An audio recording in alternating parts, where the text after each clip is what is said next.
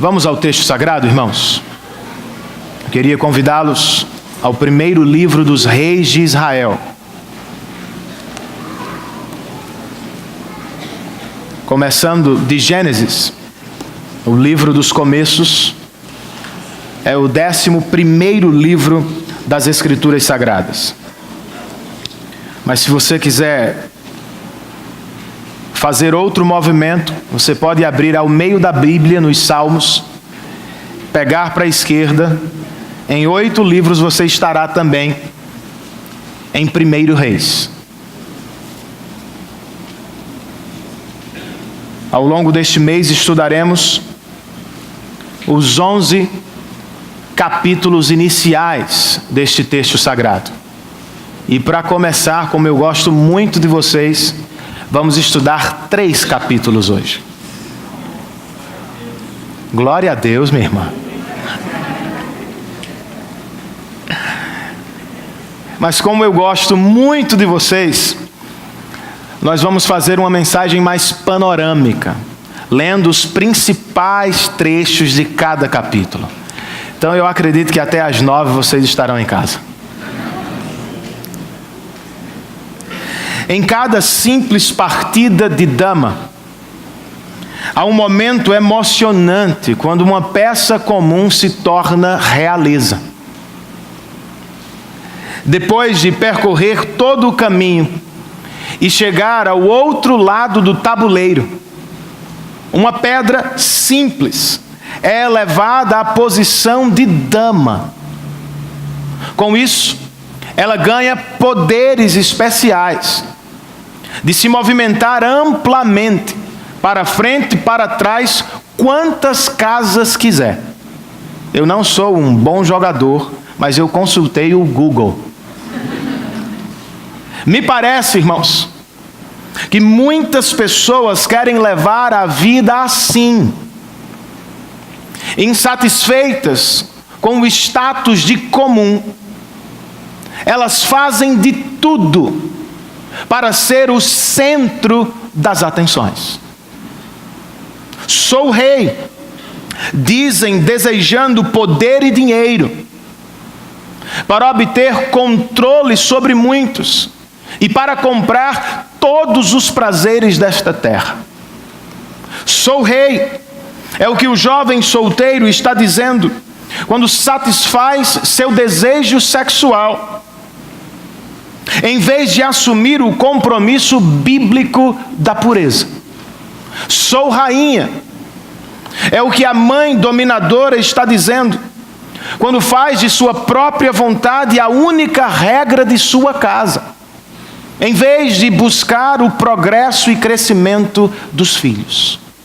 Sou rei, é o que todos nós dizemos quando fazemos dos próprios desejos nossa maior preocupação na vida, mesmo às custas de outros.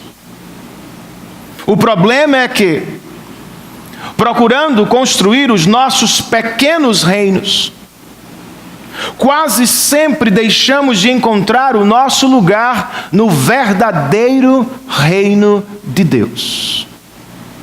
Esta é a questão central da vida cristã.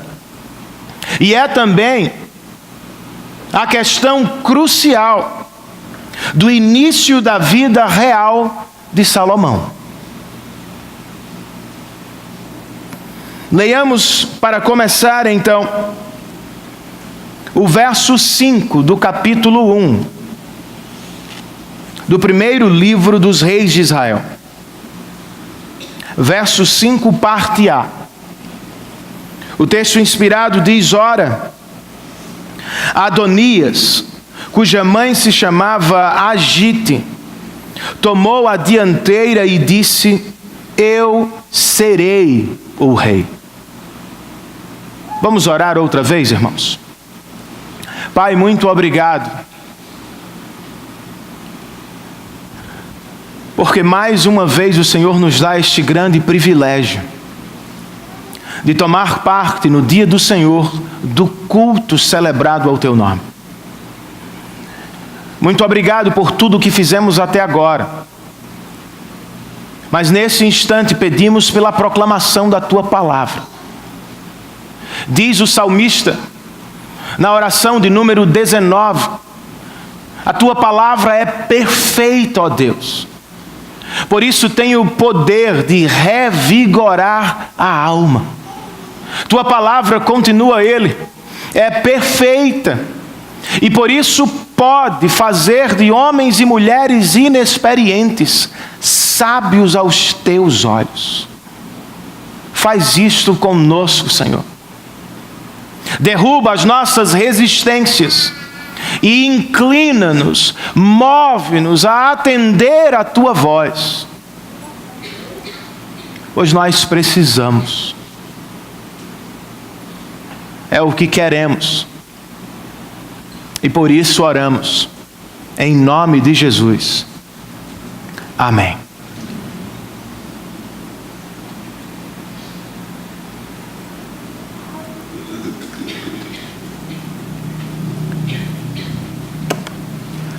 O primeiro livro dos Reis começa com um reino unido e estável, sob o comando de Salomão.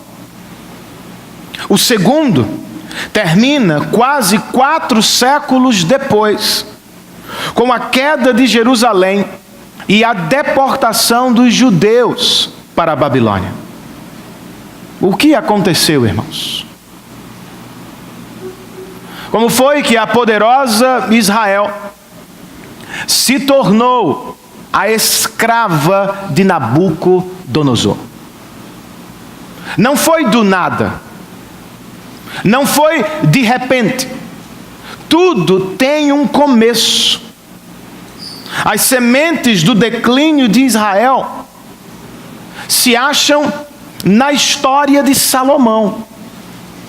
Por isso, em parte, precisamos estudar este livro para aprender com os acertos e talvez muito mais com os erros deste homem de Deus.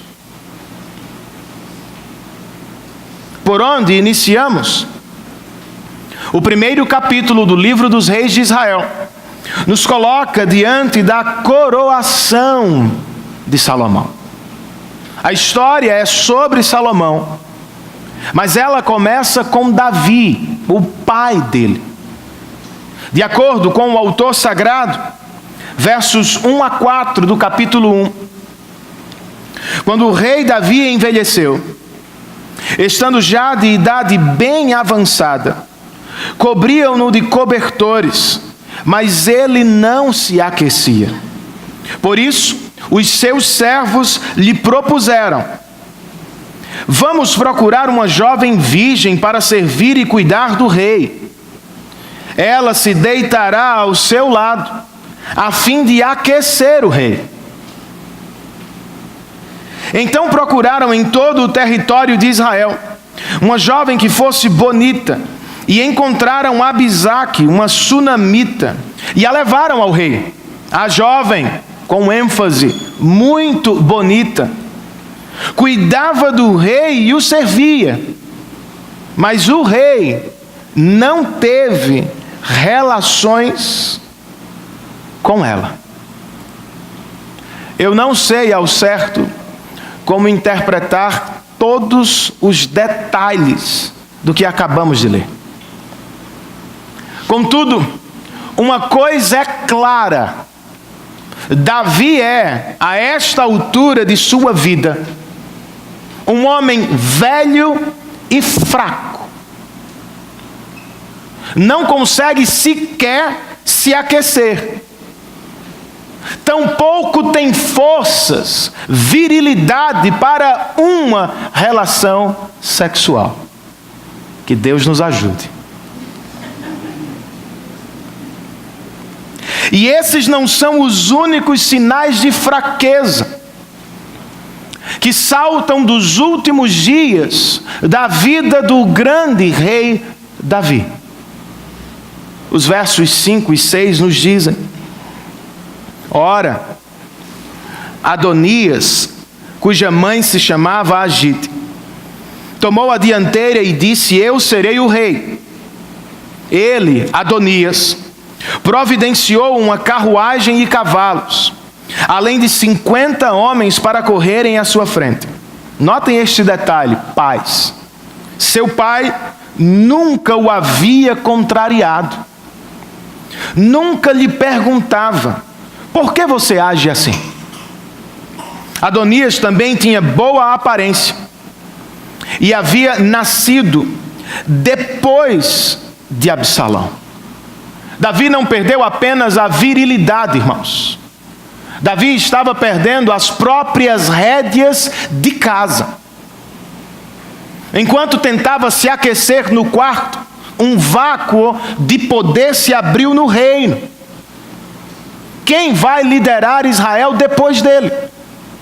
Quem vai se assentar no trono da nação do Senhor? Adonias se apresenta aqui como o mais belo dos candidatos. Mas será ele o único? Mais importante ainda, seria Adonias o candidato apontado por Deus? Não, irmãos. Salomão o é. Por isso, Batseba, sua mãe, foi ao rei Davi e lhe disse nos versos 17, 18 e 20: meu senhor, tu mesmo juraste a esta tua serva, pelo Senhor o teu Deus: seu filho Salomão me sucederá como rei e se assentará no meu trono. Mas agora Adonias se tornou rei, sem que o rei meu senhor o soubesse. Verso 20: agora, ó rei meu senhor, os olhos de todo Israel estão sobre ti, para saber de tua parte quem sucederá ao rei meu senhor no trono. Por isso, Natã, o profeta, também vai ao rei. Basicamente, repete tudo o que a mãe de Salomão já disse. E acrescenta apenas no verso 26: mas ele, ou seja, Adonias, não convidou a mim, que sou teu servo, nem ao sacerdote Zadok, nem a Benaia, filho de Joiada, nem a teu servo Salomão. Em outras palavras, Adonias não se preocupou com os poderes de Israel, não convocou a profecia, o sacerdócio, a realeza ou o exército da nação do Senhor. E agora, o que Davi dirá, irmãos? Como disse a mãe de Salomão, todo Israel tem os olhos voltados para ti.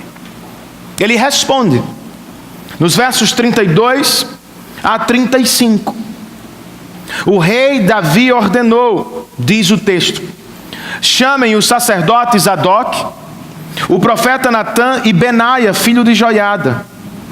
Quando eles chegaram à presença do rei, ele os instruiu: levem os conselheiros do seu senhor com vocês, ponham o meu filho Salomão sobre a minha mula e levem-no a Giom.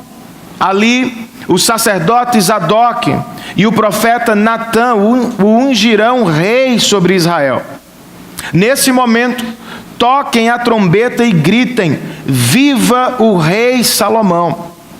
Depois, acompanhem-no, e ele virá assentar-se no meu trono e reinará em meu lugar, pois eu o designei para governar Israel e Judá. O profeta, o sacerdote e o novo líder militar de Israel atendem prontamente ao que ouviram. Derramam sobre Salomão a unção e fazem dele o novo rei de Israel. Depois de devidamente ungido e instalado rei, o verso 40 registra: todo o povo acompanhou Salomão, tocando flautas e celebrando, de tal forma que o chão tremia com barulho. E se você está se perguntando onde está Adonias, o texto nos responde. Diante disso, versos 49 e 50. Todos os convidados de Adonias entraram em pânico e se dispersaram. Mas Adonias, com medo de Salomão, foi agarrar-se às pontas do altar. Eu sei que estamos a 3.000 anos de distância deste episódio. Ainda assim, irmãos, temos decisões semelhantes a tomar nesta tarde. A questão de então era: vamos aceitar Salomão como rei, que foi apontado por Davi e por Deus, ou vamos receber Adonias, que a si mesmo se coroou rei de Israel? A questão de agora, semelhantemente, é: vamos receber o rei ungido e apontado por Deus, Jesus? Ou vamos coroar a nós mesmos como reis e rainhas de nossas próprias vidas? Fazendo a mesma pergunta com palavras diferentes, eu poderia dizer: vamos receber e aceitar o que Deus fez por nós para nos salvar em Cristo? Ou seguiremos tentando produzir nossa salvação existencial com as nossas próprias mãos? E por que deveríamos receber o rei apontado por Deus, amigos? Porque, como Salomão, Jesus é o verdadeiro rei prometido por Deus a Davi. Porque, como Salomão, Jesus foi legitimamente ungido por Deus na ocasião de seu batismo com o próprio Espírito Santo, e não com o óleo, seu símbolo. Como Salomão, Jesus também entrou em Jerusalém montado sobre uma mula. E por fim, irmãos, como Salomão, Jesus foi igualmente entronizado, tomando seu lugar à direita do Pai na glória celestial. Antes, porém, da coroação celestial, algo estranho aconteceu. Algo que não havia acontecido com qualquer rei de qualquer reino dos homens. O rei, o ungido de Deus, foi a um monte chamado Caveira e voluntariamente se entregou para o bem de seu povo. Não é a lógica dos reinos humanos. Os reinos dos homens fazem de tudo para proteger o rei. Esta é a premissa básica do xadrez, por exemplo. No entanto, não foi como Jesus agiu, irmãos. Corajosamente, Jesus foi à cruz e deu a própria vida como resgate pela nossa. Era a vida do rei pela vida de seus súditos. Ao entregar a própria vida, Jesus pagou pelo maior pecado que cometemos. Como Adonias, nós todos aqui nos voltamos contra o verdadeiro rei do universo. Toda vez que decidimos viver como se fôssemos reis e rainhas dos nossos próprios reinos. Mais do que isso, quando Deus nos deu o seu único e legítimo Filho, Jesus. Ele nos adotou em sua família pela graça, fazendo de antigos inimigos amigos, de antigos rebeldes filhos e filhas do Pai Celestial para sempre.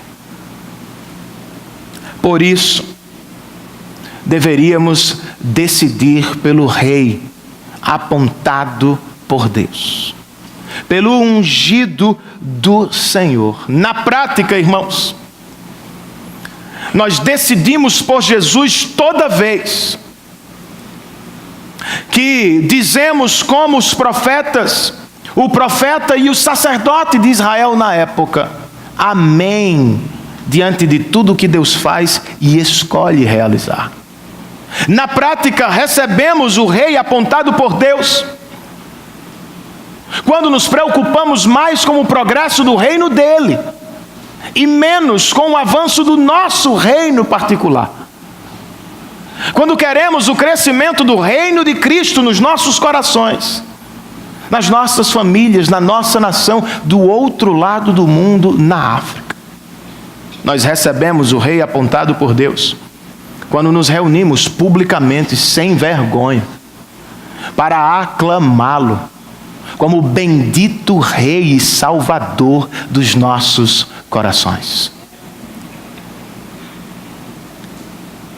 E precisamos fazê-lo, amigos, enquanto há tempo, enquanto há força.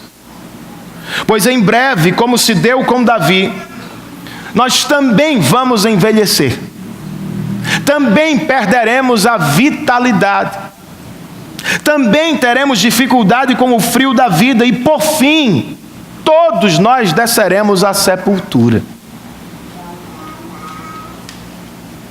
Por isso, em outro lugar, Salomão nos orienta: lembrem-se do seu Criador nos dias da sua juventude, antes que venham os dias difíceis.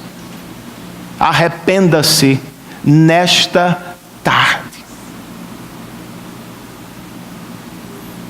Pelo pecado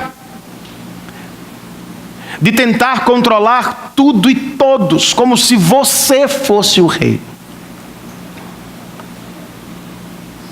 E aproprie-se da graça estendida por Deus no ungido dele, Jesus, enquanto há tempo. Se começar a servi-lo cedo, é provável que ainda estará servindo mais tarde. Mas se demorar para fazê-lo, não podemos ter a certeza de que haverá tempo. Tire a coroa de sobre a sua cabeça e prostre-se diante do único Rei que pode encher a sua vida de salvação e felicidade hoje. O primeiro capítulo do livro dos Reis, portanto, nos coloca perante a coroação de Salomão. O que encontramos no capítulo 2? Bem, ele nos fala do reinado de Salomão. Se a questão do capítulo 1 era sucessão, a do 2 é estabelecimento. É o que percebemos com o inclúsio do autor sagrado. Ou seja, ele se vale deste recurso literário para marcar o começo e o fim do capítulo. Ao início, o escritor registra no verso 12: Salomão assentou-se no trono de Davi, seu pai, e o seu reinado foi firmemente estabelecido. Ao final, verso 46, parte B, o mesmo escritor registra assim: o reino ficou bem estabelecido nas mãos de Salomão. A pergunta então que precisamos fazer é: como Salomão estabeleceu o seu reino? Entre outras coisas, a resposta é: foi eliminando os seus maiores inimigos. E desde agora não sejamos ingênuos. Não estou falando de gente que discordava do rei. Estamos falando de pessoas que matariam o rei pelo trono dele. Sendo assim, a primeira pessoa com quem Salomão teve de lidar foi Adonias, seu irmão mais velho. Este foi a mãe de Salomão e disse, nos versos 15, 16 e 17 do capítulo 2: você sabe que o reino era meu, todo Israel me via como seu rei, mas as circunstâncias mudaram, e o reino foi para o meu irmão, pois o Senhor o concedeu a ele. Agora quero fazer-lhe um pedido, e espero que não seja negado. Ela disse: fale. Ele prosseguiu: peça, por favor, ao rei Salomão, que me dê a sunamita Abisaque por mulher. Porque a vida não atendeu às expectativas dele. Adonias quer uma compensação. Ele sabe que não pode ser rei, mas quer se deitar com a mulher dele. E não se tratava apenas de um desejo, impulso sexual. Era uma manobra de poder. Pois se ele tinha a mulher do rei, ele tinha algum poder sobre o reino também. Por isso, quando ficou sabendo do pedido de seu irmão mais velho, Salomão respondeu à sua mãe no verso de número 22: por que você pede somente a sunamita Abisaque para Adonias? Peça logo o reino para ele. E querendo se proteger e estabelecer o seu reinado, verso de número 25, Salomão deu ordem a Benaia, filho de Joiada, e este feriu e matou Adonias. Os próximos da lista são Abiatar, o sacerdote, e Joabe, o antigo comandante do exército de Davi. Ao primeiro, Salomão diz nos versos 26 e 27: vá para Anatote, para as suas terras. Você merece morrer, mas hoje eu não o matarei, pois você carregou a arca do soberano, o Senhor, diante de Davi, meu pai, e partilhou de todas as aflições dele. Então Salomão expulsou Abiatar do sacerdócio do Senhor. Percebam este detalhe: cumprindo a palavra que o Senhor tinha dito em Siló a respeito da família de Eli, aquele primeiro sacerdote do chamamento de Samuel, que não disciplinou os filhos. Deus retirou dele e de sua família o sacerdócio. Sobre o segundo, Joabe, o rei disse a Benaia nos versos 31 e 32, faça o que ele diz, mate-o e sepulte-o, e assim você retirará de mim e da minha família a culpa do sangue inocente que Joabe derramou. Joabe, meu filho, tenha calma. Verso 32, o Senhor fará recair sobre a cabeça dele o sangue que derramou. Ele atacou 2 homens mais justos e melhores do que ele, sem o conhecimento de meu pai Davi, e os matou à espada. O último inimigo a ser eliminado, Simei, um homem que tramara contra Davi no passado. A este, Salomão diz, nos versos 36 e 37, construa para você uma casa em Jerusalém. Você morará nela e não poderá ir para nenhum outro lugar. Esteja certo de que no dia em que sair e atravessar o vale de Cedron, você será morto, e você será responsável por sua própria morte. De início, Simei obedeceu, irmãos. Mas quando ficou sabendo que 2 de seus empregados haviam fugido para Gate, terra dos filisteus, diz o verso de número 40, que Simei selou um jumento e foi atrás deles, cruzando os limites impostos pelo rei. Salomão ficou sabendo, o chamou à sua presença e disse, verso 44, no seu coração você sabe quanto você prejudicou o meu pai Davi. Agora, o Senhor faz recair sua maldade sobre a sua cabeça.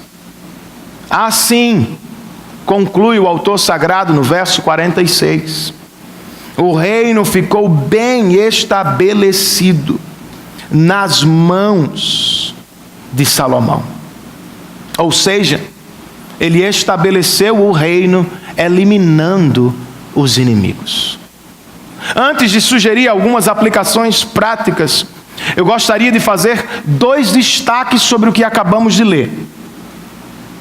O primeiro e mais importante é a presença do nome do Senhor em cada julgamento do capítulo. Você notou? O que é que o autor sagrado está nos dizendo? Sim, foi Salomão quem deu ordens para executar seus inimigos, mas foi Deus quem os julgou em última análise. A segunda observação são os próprios pecados que eles cometem. Adonias quer sexo e poder. Abiatar e Joabe querem poder a qualquer custo, vão buscá-lo com violência.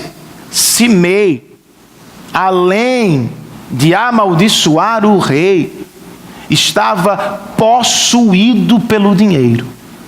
Preferiu morrer a perder 2 de seus empregados. Do lado de fora são todos diferentes, cometem pecados diferentes. Do lado de dentro são todos iguais. Nenhum deles está disposto a largar o pecado e seguir o rei apontado por Deus. Pergunto-lhes, somos tão diferentes, irmãos? Os roteiros e os personagens mudam, mas as tentações atravessam os séculos, permanecendo as mesmas. Alguns são como Simei, matam e morrem pelo dinheiro. Outros são como Adonias, querem compensação pelas frustrações da vida. Ainda outros são como Joabe, vão em busca do poder a qualquer custo, fazendo violência contra os seus semelhantes. Ninguém então é tão diferente, irmãos. Somos todos aqui pecadores e seremos inevitável e justamente julgados por Deus. Alguns, é verdade, começam a receber o juízo de Deus ainda nesta vida.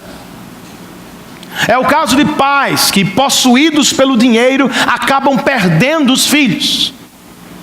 É o que acontece com maridos cheios de violência que acabam perdendo as esposas.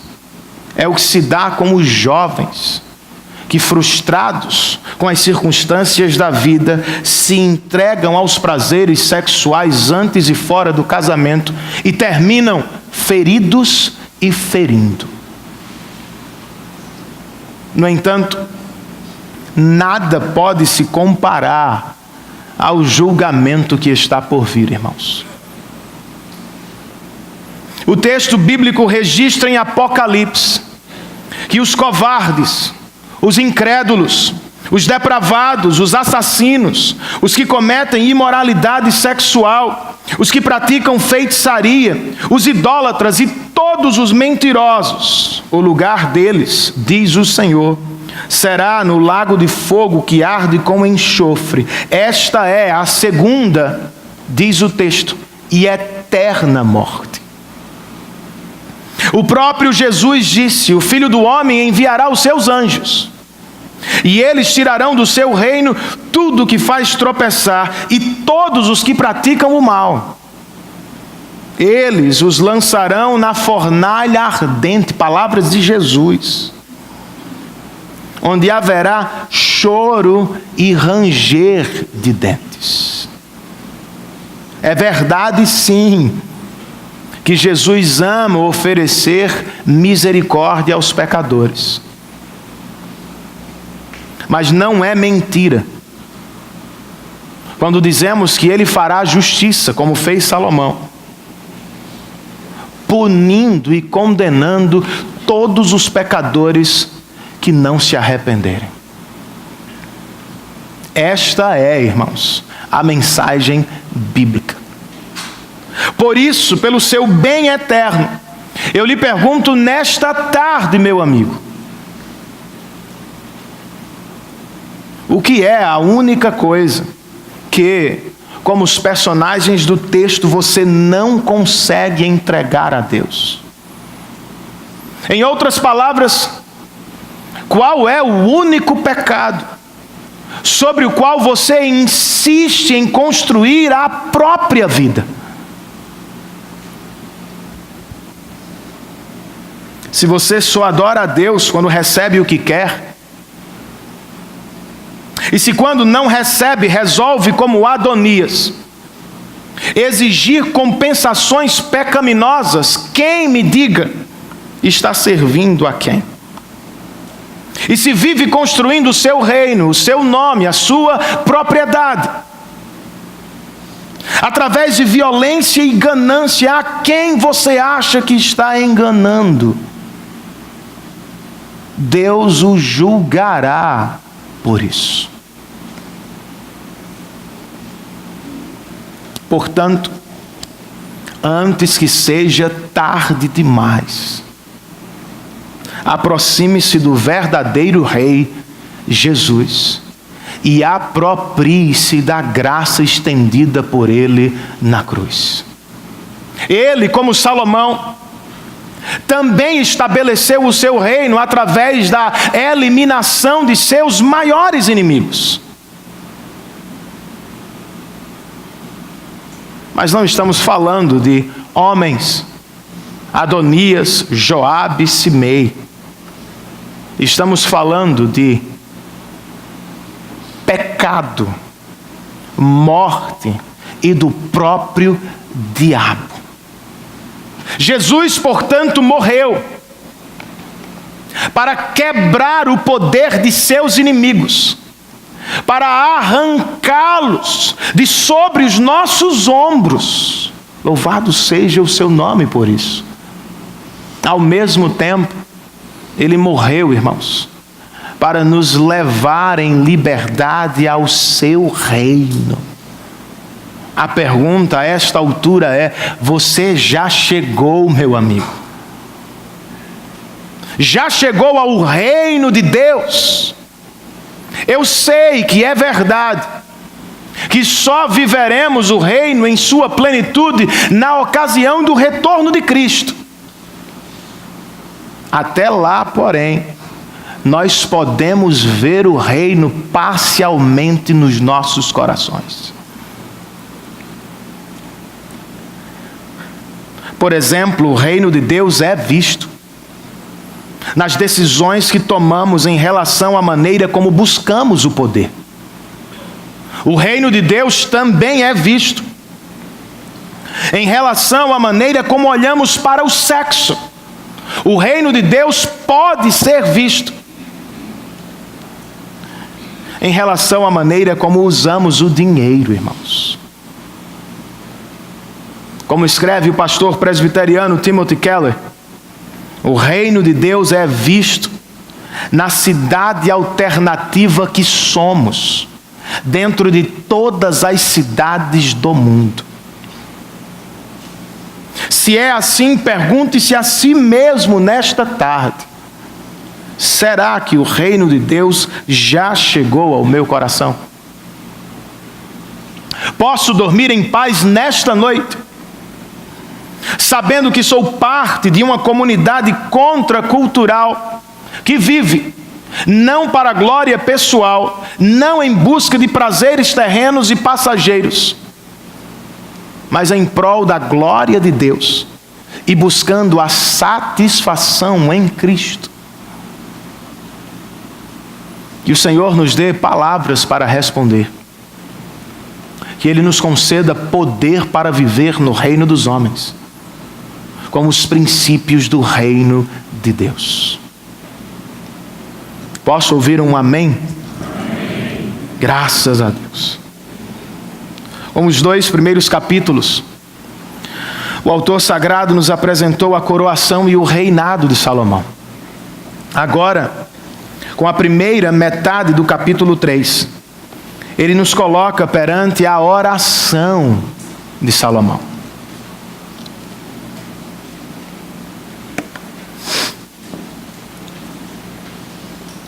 De acordo com a leitura tradicional deste livro bíblico, os capítulos de 1 a 11 nos apresentam a ascensão de Salomão, ou melhor, de 1 a 10.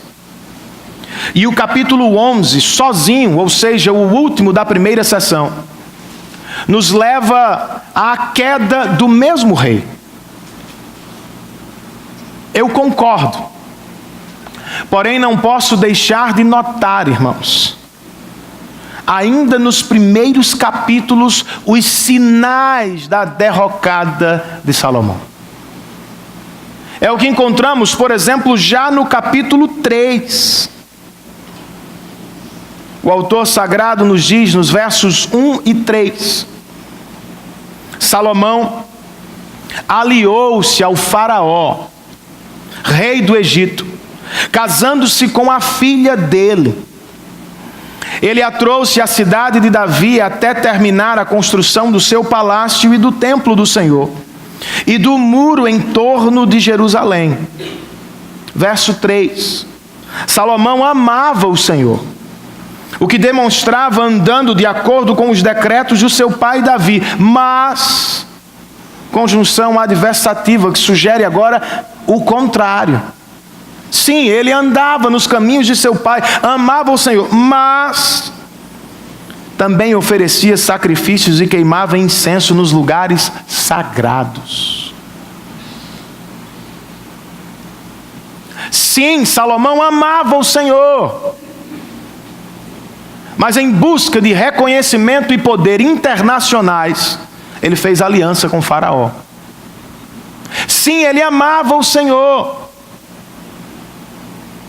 mas preferiu construir a própria casa, deixando o templo do Senhor para um segundo momento. Sim, ele amava o Senhor, mas também adorava nos altares proibidos, que foram levantados para a adoração de falsos deuses pagãos. São sinais, irmãos, que apontam para um futuro difícil. Por agora, no entanto, ele nos é apresentado de maneira singular, como alguém que amava o Senhor. E seu amor não era meramente sentimental, ele tomava carne e osso. Por exemplo, o autor nos disse que Salomão andava nos caminhos de seu pai. o que parece indicar que ele amava a Deus como o salmista Davi. Paixão e devoção. Mais do que isso, Salomão materializava o amor por Deus através de muitos sacrifícios que oferecia. É o que encontramos como verso 4 deste capítulo. O texto registra: o rei Salomão foi a Gibeon para oferecer sacrifício, pois ali ficava o principal lugar sagrado, e ofereceu naquele altar 1000 holocaustos.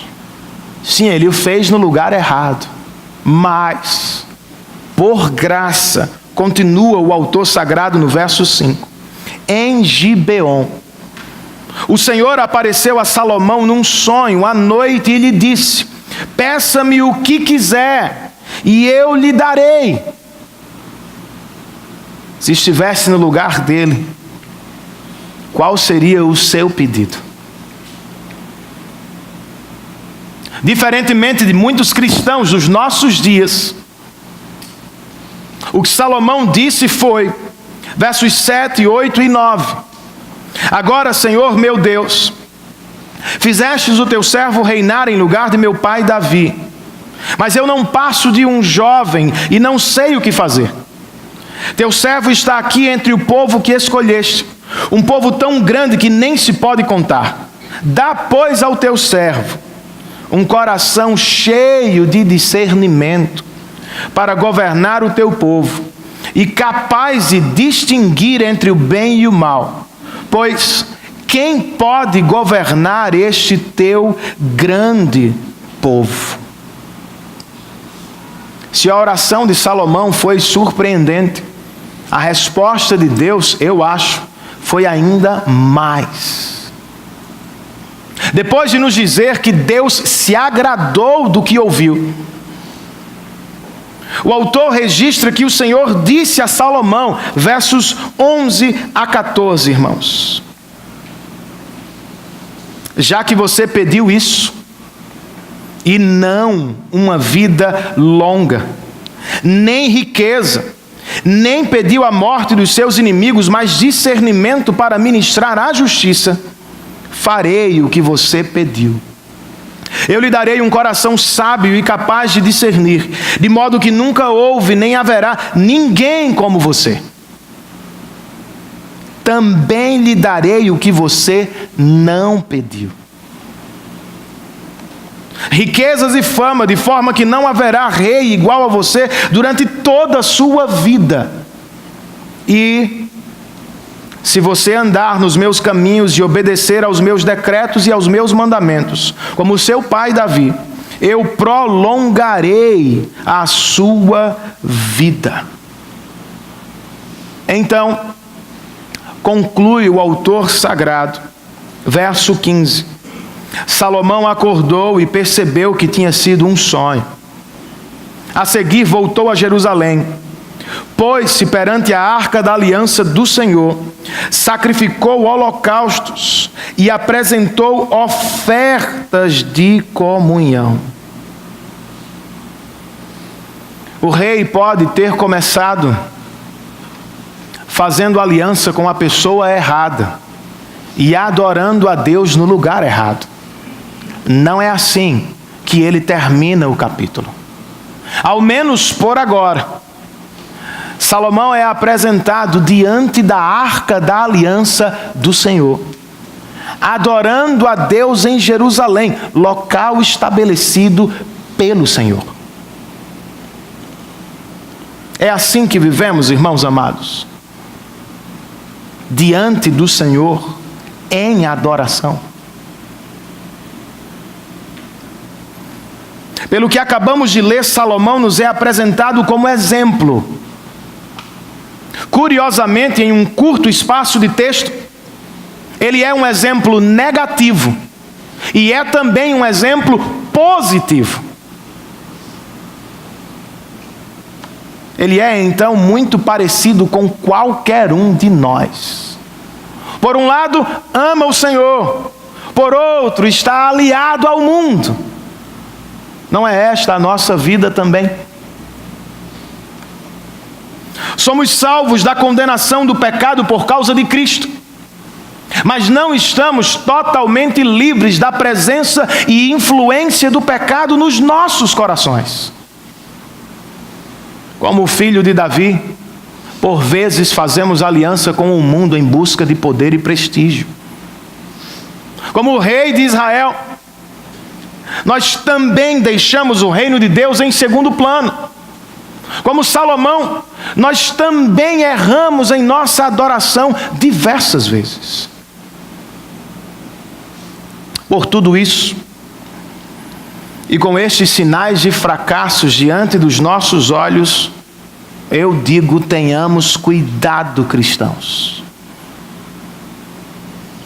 Salomão começou apenas com uma mulher pagã, mas terminará com muitas mulheres e deuses pagãos. É assim que o pecado avança em nossos corações. Ele começa pequeno, vai ganhando espaço, território. Por fim, termina escravizando-nos a falsos deuses que nos levam à tristeza e às lágrimas. Para resistir então às seduções do pecado, nós precisamos fazer a oração que Salomão fez. Por um lado, precisamos ser humildes o bastante para dizer: Senhor, nós somos jovens. Todos aqui são, à luz desse texto.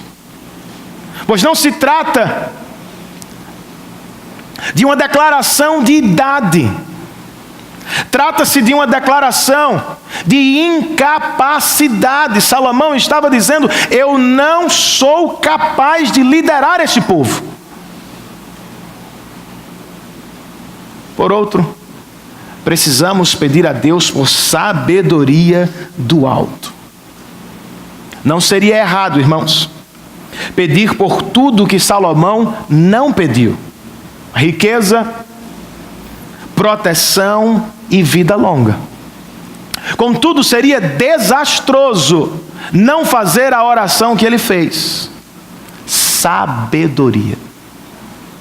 Pois um homem pode viver sem riqueza nesta vida, mas como saberia conduzir a família, amar a esposa, educar os filhos, tomar as melhores decisões da vida sem sabedoria?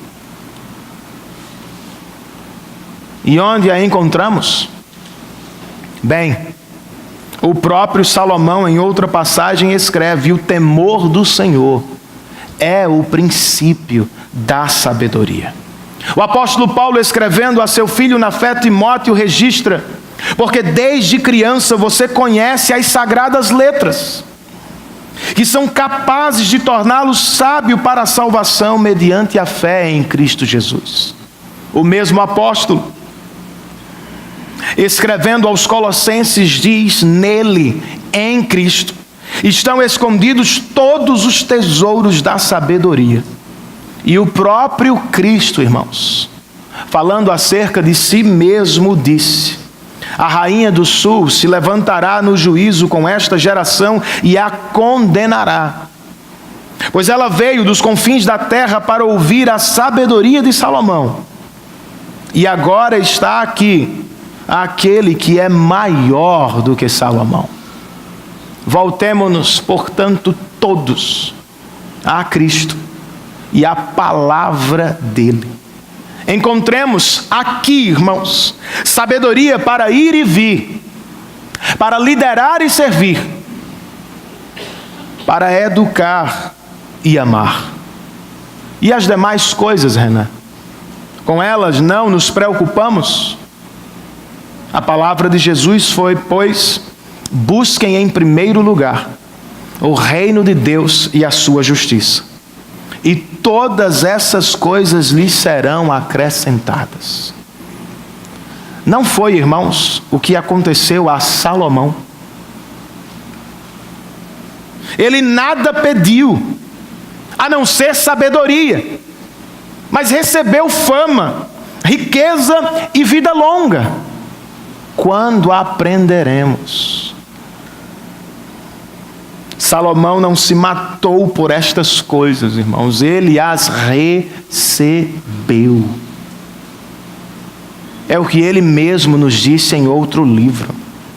O Senhor dá aos seus filhos sem acrescentar dores. Não mate a sua família em busca de riqueza. Esteja satisfeito com o que Deus lhe deu e espere nele. Ele mesmo vai lhe dar muito do que você pediu e às vezes muito do que você nem pensou em pedir. Pois ele é um pai bom, sábio e generoso. Jovem, estude, trabalhe, pregue o evangelho, mas não tenha no coração a ambição de ser conhecido, de ser famoso, de se tornar grande aos olhos dos homens. Não, façamos tudo para a glória de Deus. Se ele achar por bem, se for bom aos olhos dele, também será bom para o seu coração. Mas alguns, insistindo em ser famoso, conhecido e grande, perdem a vida e a própria família. Tenhamos cuidado com isso. Seja como for, irmãos, descansemos no Senhor. Aprendamos com Salomão. Podemos não ser reis como ele, escreve um comentarista, mas por que não oraríamos como ele? A propósito, troquemos o jogo de damas por xadrez, amigos. Não estou pensando em abandonar o desejo de ser dama somente.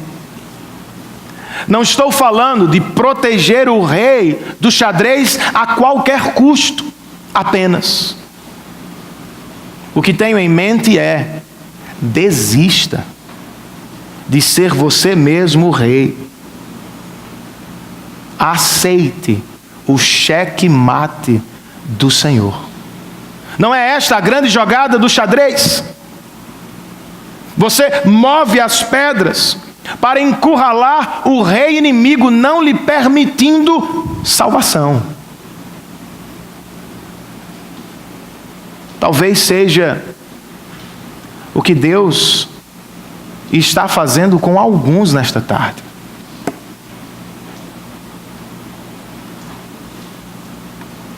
Você queria chegar ao outro lado do tabuleiro para se tornar uma dama famosa? Não conseguiu.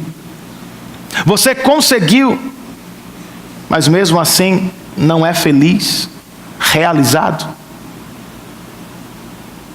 Está cansado de se proteger, de machucar, de se movimentar amplamente por todo o tabuleiro, sem contudo encontrar verdadeira alegria no coração. Renda-se então. Cristãos, façamos o mesmo. Desista você de produzir a própria alegria. Pare de tentar dominar sobre tudo e todos. Renda-se aos pés daquele que é rei e o ama em Cristo Jesus. Ao contrário de Adonias, Jesus não passeou de carruagem, não contratou seguidores, não forçou os homens a adorá-lo. Como Salomão, ele entrou em Jerusalém montado sobre um humilde animal. Diferentemente deste último, Jesus não recebeu a coroação ou a coroa de glória sem antes receber uma coroa de espinhos, irmãos. Ele entregou a própria vida para a nossa salvação. Deus, contudo, não o deixou perecer na morte. Ao terceiro dia, o Pai o ressuscitou. E depois o exaltou à posição mais alta do universo. E Paulo nos diz aos Filipenses: diante dele todo joelho se dobrará, toda língua confessará que só Jesus é o Cristo de Deus, para a glória do Pai. Este é o Rei a quem servimos. Um Rei que deitou a vida para nos servir. É o que Ele espera de nós. Ele não espera que sejamos reis ou damas. Ele espera que sejamos servos de todos, como Ele nos serviu na cruz do Calvário.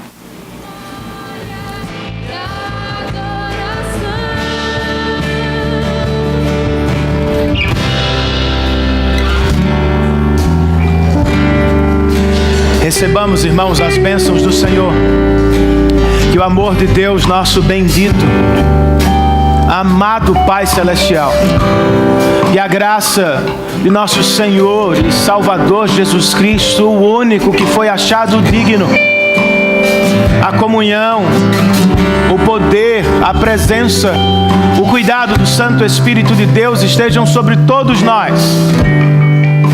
Estejam também sobre todos os nossos irmãos espalhados pela face da terra, desde agora e para todo sempre. E todos nós dizemos em uma só voz: amém. Que Deus nos abençoe em Cristo Jesus, irmãos.